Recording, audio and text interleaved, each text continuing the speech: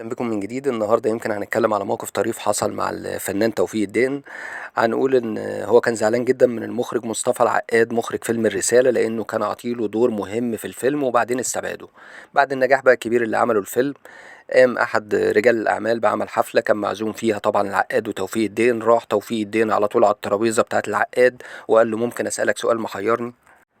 وقال له انت ليه ما اخدتنيش معاك في الفيلم مع ان انا ممثل مصري وسمعتي زي البرلنت؟ طلب منه المخرج بقى ان هو يهدى ويقعد عشان يعرف يتكلم معاه. فرفض طبعا توفيق الدين وقال له انا مستني منك اجابة دلوقتي قدام كل الناس الموجودة في الحفلة.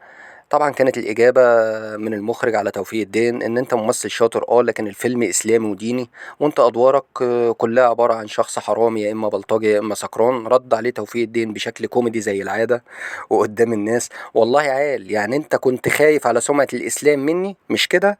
طبعا رد المخرج قال له مش بالظبط كده يا أستاذ توفيق وبتاع. راح جاي قال له لا لا لا خلاص رسالتك وصلت يا أستاذ. يا اخي كنت اخدتني مع الكفار طالما انا سيء السمعة كده، كنت خليتني ابو لهب ولا تكونش خايف على سمعة الكفار كمان؟ وانا مش دريان. اما عجايب طبعا كل الناس اللي موجودة في الحفلة قعدت تضحك وانتهى الموقف بشكل كوميدي يعني. وبكده نكون وصلنا لنهاية الفيديو بتاعنا النهاردة، وتحياتي ليكم.